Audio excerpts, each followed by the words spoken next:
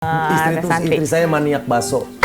Maniak bakso, bahkan mungkin dulu waktu dia baru dilahirin nggak dikasih ASI, dikasih bakso kayaknya. Kalau di saat caleg yang lain untuk kumpulin orang harus memberikan sesuatu atau membawa sesuatu, saya punya modal datang ke kampung, emak-emak udah seneng.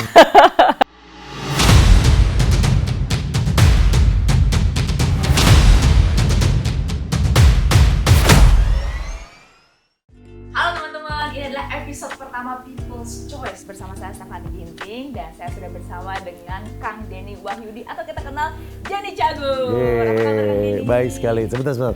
Kamu tadi bilang kan, halo teman-teman. Jadi selama ini kamu cuma nganggap aku teman. Iya dong, nggak lebih. Gimana dong? Cuma yakinkan saya untuk menganggap Anda lebih dari teman, yaitu sebagai wakil kita nanti mungkin. Amin, siap.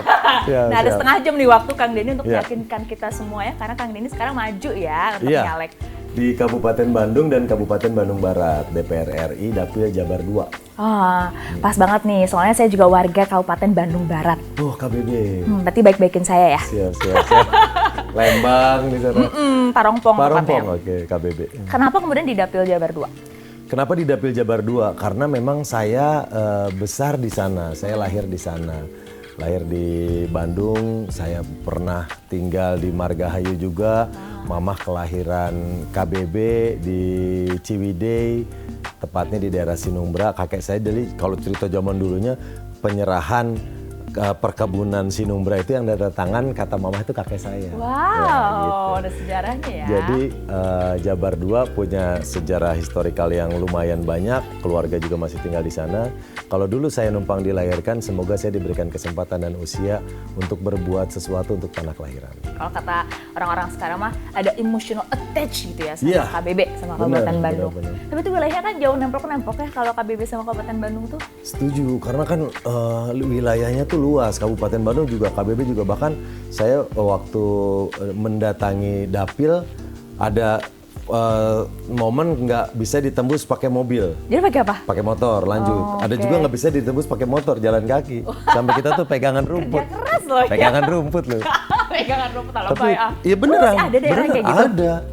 Kalau sampai di bener-bener pegunungan tuh kita jalan di pinggiran pegunungan. Oh, aku baru tahu loh, ternyata masih banyak juga daerah-daerah yang belum ada jalan bagusnya gitu. Iya, wah banyak banget, banyak. Parongpong juga ada sih banyak lubang-lubangnya. Curhat sekalian. Kang Denny masuk Iya. dari atau nyalek dari partai PDI Perjuangan. PDI Perjuangan. Makanya kalau kita lihat merah semua ya. Nggak Iya, perlu iya, dipertanyakan. iya. Ini emang syaratnya ya Kang ya? Oh enggak, emang kebetulan baju merahnya lebih banyak. Tadinya ini bajunya putih, kelunturan balik ke meja merah yang lain. Gitu. Oh, kirain karena biru sebelumnya. Enggak. Soalnya banyak yang kemudian nanya, sebelumnya bener nggak sih ada di partai lain sebelum PDI Perjuangan atau enggak? Iya sebenarnya? bener, tapi hanya sebagai simpatisan. Kan. Jadi kartu partai pertama yang saya miliki adalah PDI Perjuangan. Selama ini di yang sebelumnya itu saya hanya diundang sama Mas Eko untuk ikut beberapa kegiatannya. Saya ikut karena nggak ada salahnya juga menambah pertemanan, menambah circle, dan kebetulan saya sama Mas Eko ini deket banget gitu. Dan ikut datang, ini hanya sebagai simpatisan. Bahkan kartu pertama kader ya PDIP. Jadi nggak punya KTA di partai yang lain itu ya? Enggak. KTA pertama di PDIP. Kenapa PDIP?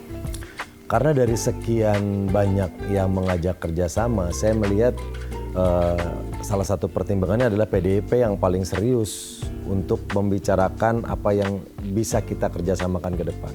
Terus saya melihat juga PDIP sebagai salah satu partai yang di mata saya sangat ideal, NKRI, Pancasila, terus tidak memberikan ruang untuk intoleran. Terus saya melihat juga merasakan sendiri banyak keluarga, teman, dibantu oleh teman-teman yang ada di PDIP di tempat mereka tinggal. Bukan karena satu-satunya partai yang nawarin emang PDIP gitu? Oh enggak, kalau boleh sombong banyak yang nawarin. Oh gitu. Tapi saya lihat PDIP yang paling serius. Gitu. Oh, Karena kan- artinya paling intens juga komunikasi? Iya, karena kan partai bagi saya itu kayak milih jodoh. Kita harus punya banyak kesesuaian. Karena kita akan berjuang bersama, kita akan bergerak bersama. Kalau dari awalnya aja sudah banyak hal yang tidak klop, menurut saya tidak ideal. Nah, di PDIP saya menemukan banyak persamaan-persamaan. Gimana mau diterusin kalau ternyata nggak ada chemistry gitu ya? Iya, kita punya target yang sama, tujuan yang sama, garis perjuangan yang sama. Gitu. Pertanyaan yang paling banyak juga ditanyain, pasti udah sering banget Kang Denny denger ya. Kenapa kemudian mau jadi politisi sih? Kenapa jadi politisi? Karena memang saya senang dari dulu zaman sekolah tuh saya senang banget sama organisasi. Ikut organisasi SMA pun begitu, di kampus pun begitu, ikut banyak organisasi. Maka sampai sekarang pun saya di profesi saya sebagai seorang komedian, saya terlibat di organisasinya. Terus karena senang sama organisasi, jadi saya tuh dari zaman sekolah dulu senang ngumpul, senang diskusi, senang debat pada konteks yang positif. Terus senang problem solving, senang aja di saat kita merumuskan sesuatu. Kalau debat kan bisa di tongkrongan aja, nongkrong debat gitu. Kenapa harus jadi politisi? Enggak, di organisasi itu beda. Nah Giroh dulu karena punya keinginan itu, selain itu saya punya ketertarikan terhadap dunia politik, saya mengikuti perkembangan politik. Bahkan nggak cuma ngikutin, saya tuh sering kalau lihat berita politik, oh statementnya gini. Oh ini tujuannya untuk ini nih. Kemarin sekalian analisis gitu. Iya, analisis. Gitu. Ala-ala jadi pengamat politik. Tapi karena bahkan nggak cuma situ. Komen-komen Instagram saya ngeliat. Oh. Dibacain satu-satu. Iya, lebih ke arah gini, misalnya ada postingan tentang politik. Oh, yang ini tipikalnya ngebentuk opininya melalui sosmed ya. Gitu. Oh, karena setiap dibuka, akunnya telur. Oh, dia main di dong gitu maksudnya. Iya, berarti dia gaya mainnya di area ini gitu. Terus statement politisi yang ngeliat, sangat disayangkan sekelas beliau ngasih statement seperti ini.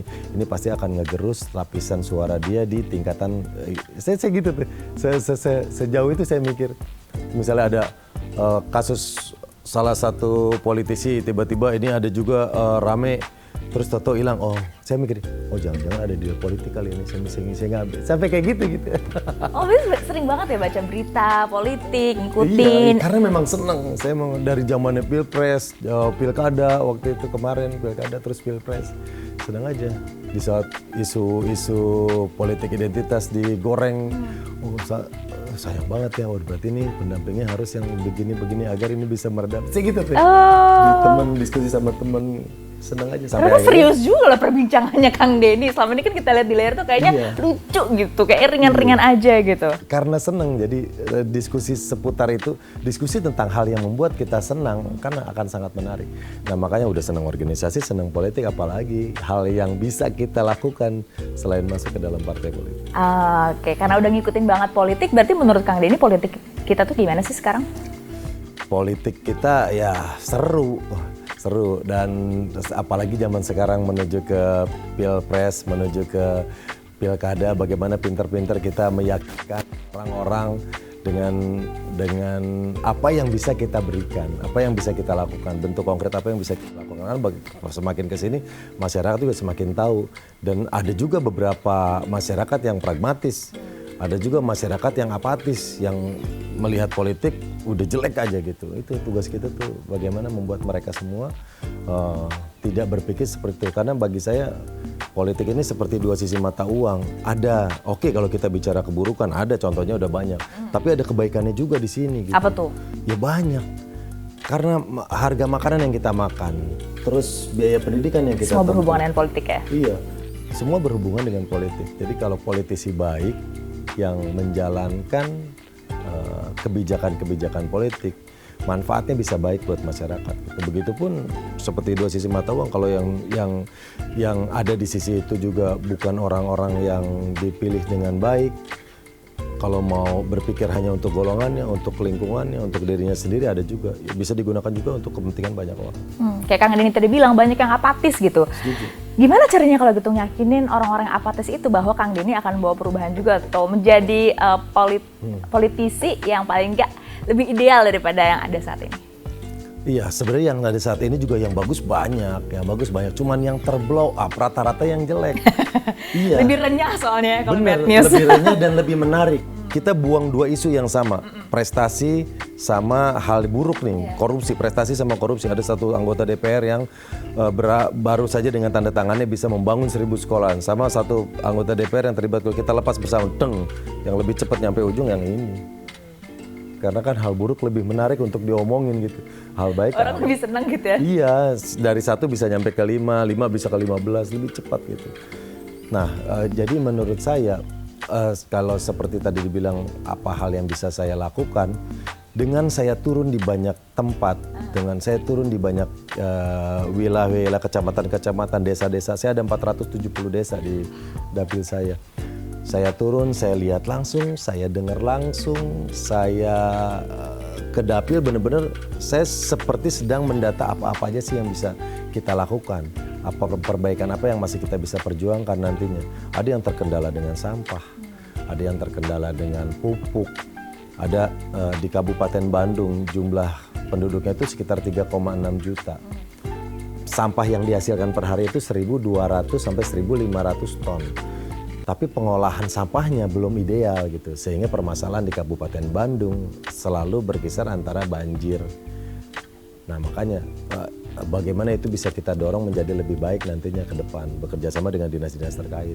Kalau amanah itu datang pada saya. Nah kalau amanah itu datang nih, ini kan tadi ya Kabupaten Bandung, KBB ini juga banyak banget pabrik-pabrik. Masalah ekonomi, soal lapangan pekerjaan ini juga jadi paling sorotan nih untuk pemilih nanti di 2024. Kalau Kang Denny melihatnya di Kabupaten Bandung, apa isunya di situ?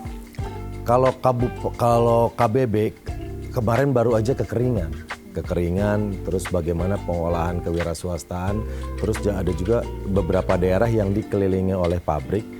Tapi akhirnya masyarakat tersebut malah mendapatkan dampak yang kurang baik seperti udara di sekitar yang kotor, bahkan kalau jemur baju atau kemeja putih itu asap pabrik ada di situ.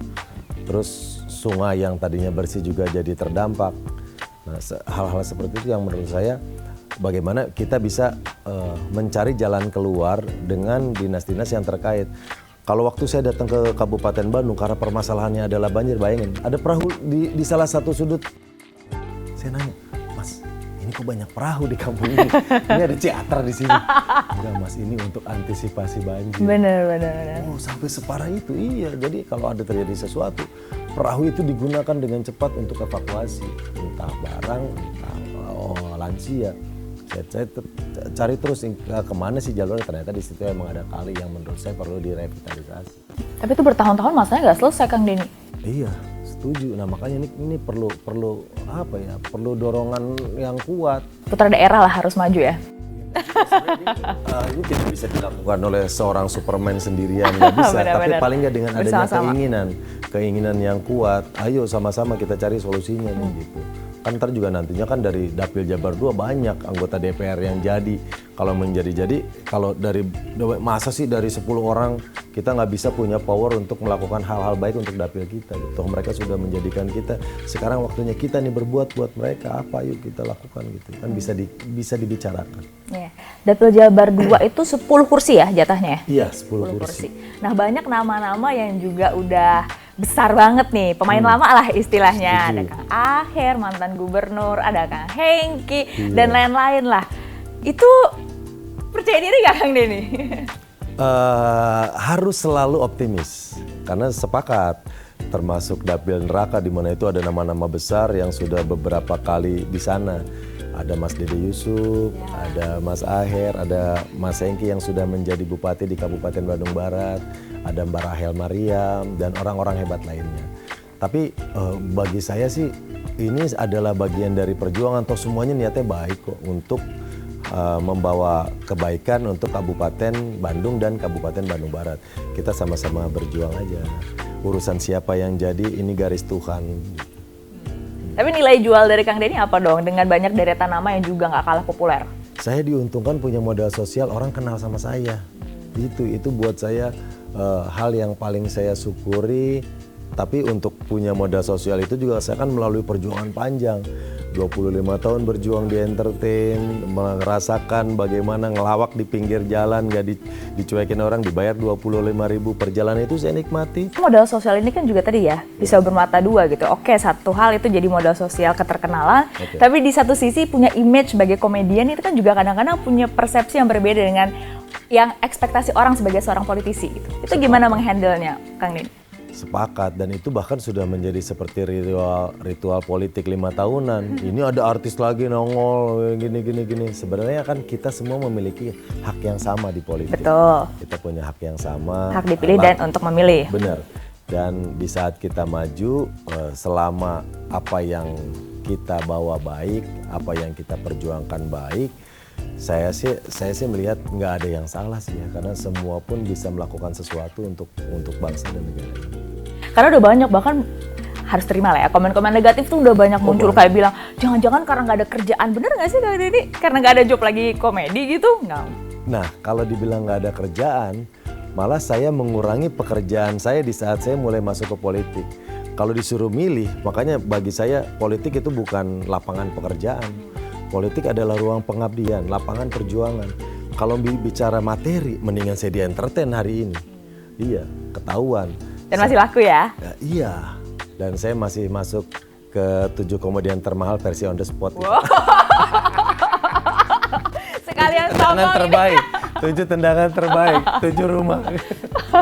Jadi gitu. Oke. Maksudnya kalau saya memang mencari materi mendingan di entertain, lebih jelas, lebih pasti pekerjaan, bahkan semuanya itu bisa dihitung gitu. Saya pernah lihat Mbak Krisdayanti ngobrol dengan Mas Faisal Akbar di salah satu channel. Iya, aku juga Di nonton. situ membahas penghasilan anggota DPR. Gaji tunjangan Dengan ya. tunjangan-tunjangannya. Kalau boleh saya jujur, masih mendingan saya di entertain. Iya. Berapa kali lipat berarti lebih banyak?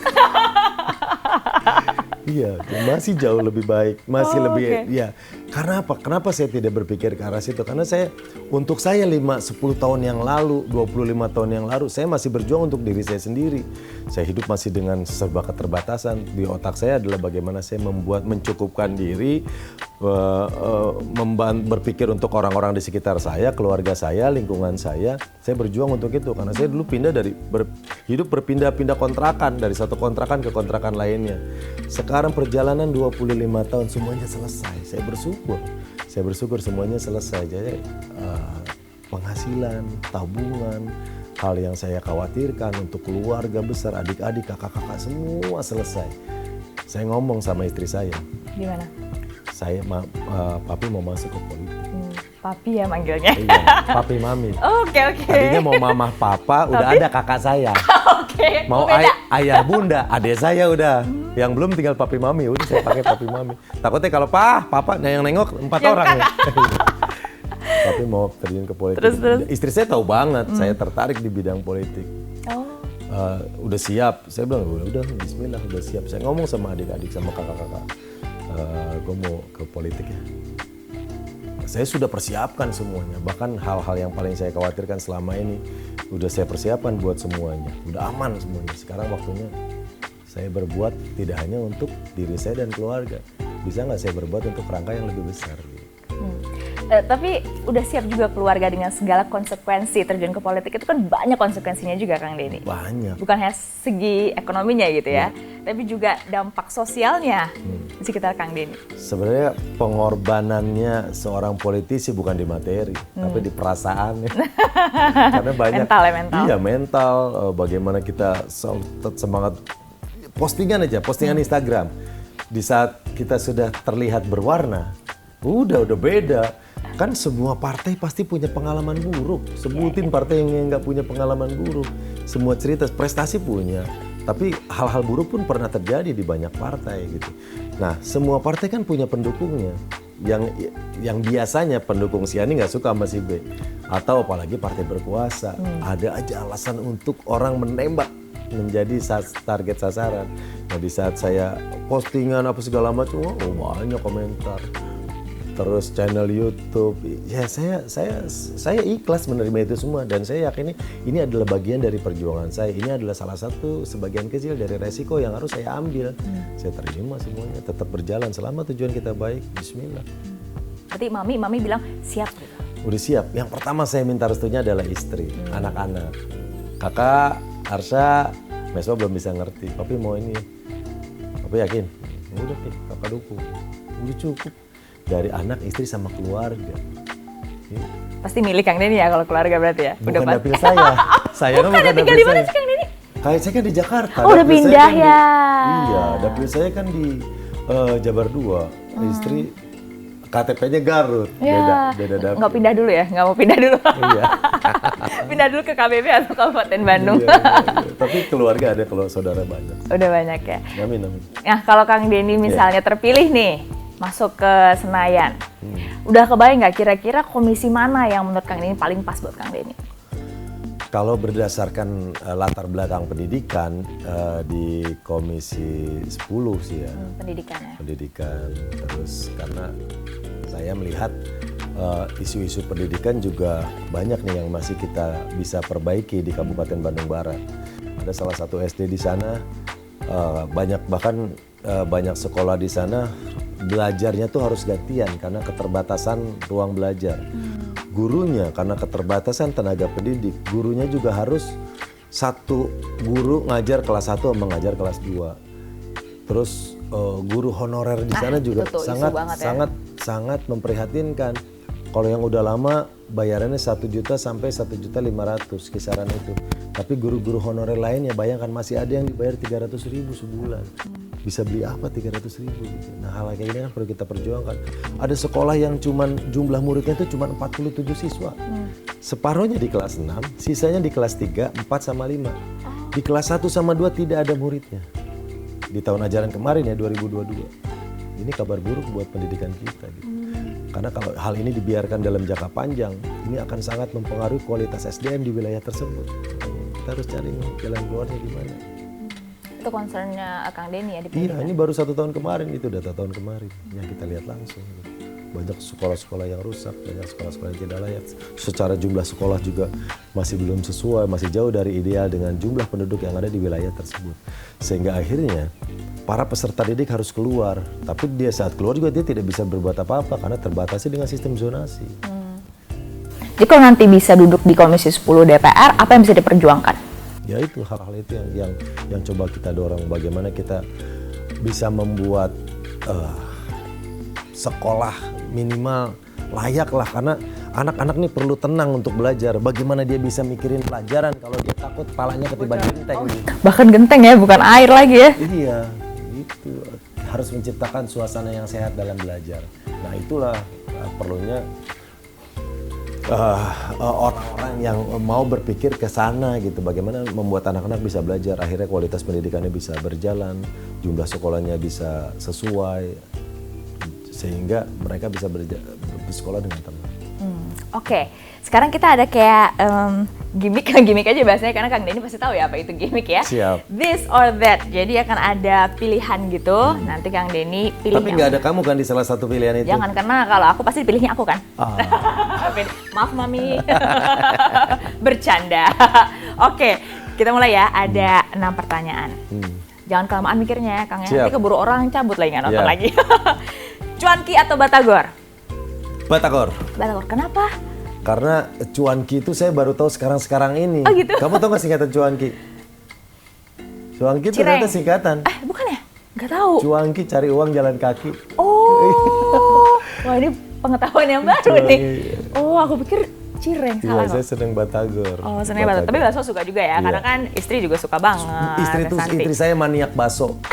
Maniak bakso, bahkan mungkin dulu waktu dia baru dilahirin nggak dikasih ASI, dikasih bakso kayaknya. Enggak dong, parah banget. Tapi kalau mau lihat YouTube-nya emang ya banyak banget ya yang nonton ternyata. Banyak banget. Di saat gue bikin konten harus ribet, nyeting, bikin apa, konten apa, nyari narasumber. Bini gue tukang bakso lewat dipanggil. Makan. Viewersnya gedean dia kan, kurang ajar. Jutaan ya. Jutaan. Tadi kita ngobrol pas lagi makeup ya, ampun ternyata makeup artis kita juga penonton dari Trisakti ya. Ya ampun. Oke, Batagor. Yang kedua, rumah atau kantor? Rumah. Kenapa? Buat saya tidak ada tempat yang paling membuat saya nyaman selain di rumah. Makanya kalau nyari saya itu paling gampang. Kalau nggak di studio, saya udah pasti di rumah. Main di rumah bersama anak-anak adalah hal yang paling membahagiakan buat saya. Ngumpul bersama ponakan-ponakan di rumah saya adalah hal bahagia paling sederhana yang bisa saya temuin dengan murah gitu.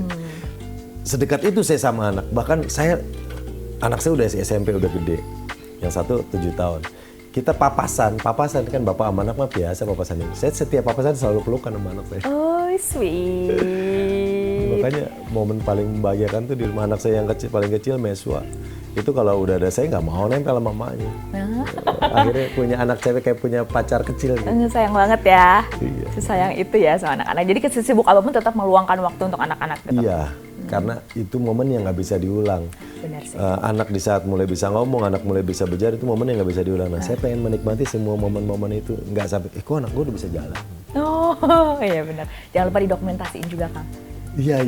Supaya ada semua ya, sejarah lagi. Bener. Apalagi sekarang kan tinggal lihat aja story yang pernah dibikin kan ke-save kan. Zaman sekarang beda ya dokumentasinya ya. Tapi nanti kalau kepilih ke Senayan berarti jangan di rumah aja kan ya, tetap ada di Senayan kan ya. Oh, Iya, kalau itu tugas. Ya, kalau udah dapat tugas nanti amanah berarti Pasti ada bakal skala kantor. prioritas. Oke. Ketiga, snorkeling ke pantai atau healing ke gunung? Ke gunung. Oh, suka yang dingin-dingin ya? Iya, saya karena snorkeling yang pertama belum pernah sekali hanya untuk bikin surprise. Pernah ke SeaWorld, itu belajarnya lumayan, saya dikasih waktu cuma 15 menit untuk bagaimana cara bernapas pakai tabung oksigen. Udah tenggelam, udah cuman bikin tulisan Mami I love you di dalam akuarium. Romantis juga ternyata. Istri di luar kaca Terus muncul. sama kakak di setting ngobrol di situ. Tiba-tiba gue lari ke belakang latihan bikin napas pakai oksigen, ternyata nggak gampang, susah ya. harus tiduran. Salah mas, pelan-pelan, tarikin pelan-pelan. Belajar udah bisa, berani langsung nyelam blok bikin tulisan Mami I love you. Perfect nggak? Waduh, dia sampai nangis. Gitu. Abis itu boleh beli apa aja gitu ya sama Yes. istri ya. Biasanya kan ada maunya tuh kalau romantis banget. Enggak lah, waktu itu momen dia ulang tahun kalau nggak salah, apa Valentine gitu lupa. Mantap. Keempat ya, nonton film atau jalan-jalan ke mall? Nonton film. Kalaupun saya jalan-jalan ke mall, saya lebih menikmati sendiri. Bukan shopping, nggak? Iya kadang shopping, kadang cuman sekedar nonton juga endingnya kan. Tetap ya ke bioskop ya. Saya lebih seneng nonton sih. Suka film, berarti suka hobinya emang nonton. Iya, walaupun kalau nonton sama istri, kalau bukan film favorit saya ya, pasti di tengah film tidur, ntar dia tinggal. Karena bioskop salah satu tempat ternyaman buat istirahat. Malah dipakai tidur, sayang loh tiketnya. Iya kan, biasanya kalau nemenin yang film yang istri ajak atau film yang anak ajak. Sebenarnya nggak terlalu suka. Iya, gue nggak terlalu suka, mendingan buat istirahat gitu. Pengorbanan. Kalau yang gue suka kan gue menikmati itu. Tapi kalau ya kadang kan kita juga harus jangan mau kita doang. Kadang kita harus maunya anak udah. Tapi kadang padahal udah ngumpet-ngumpet gitu. Itu ketahuan juga. Bangun. Apalagi pernah satu filmnya sedih, istri sampai nangis. Istri nangis udah sedih ngelihat filmnya, sedih ngelihat suaminya. Tapi bagus tahu. Bini gue nangis. Dia malah tidur. Kasian. Yang keempat. Oh ini, artis atau politisi? Bukan pilihan buat saya. Oh gitu. Karena saya berangkat dari dunia artis dan sekarang saya sedang merintis atau sedang berjalan ke arah politisi. Kalau saya pilih terasa tidak bijaksana, kalau saya pilih artis seakan saya menomorduakan apa yang sedang saya perjuangkan sekarang.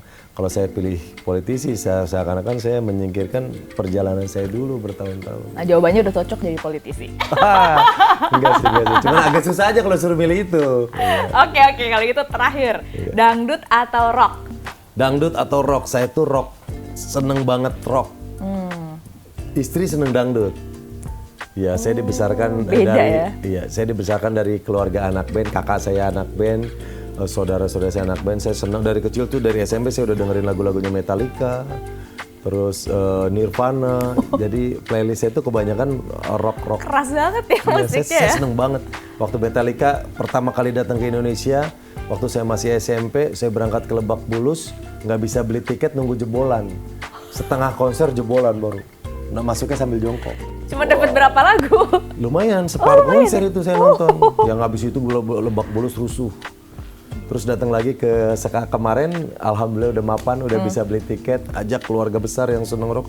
Yang kakak saya berapa? 20 orang kalau nggak salah kita nonton Metallica. 20 saya orang. cari tiket.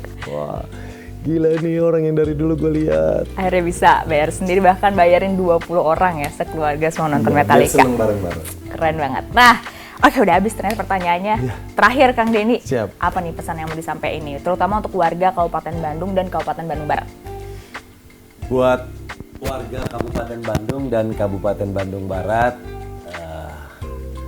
kalau warga Kabupaten Bandung dan Kabupaten Bandung Barat panggilannya Cager, tapi kalau yang dipilih nanti belakangnya Cagur. Masuk. Denny Cagur ya, maksudnya kalau ada yang nggak ngerti gitu. Terima kasih banyak Denny Cagur, sukses untuk nanti ya.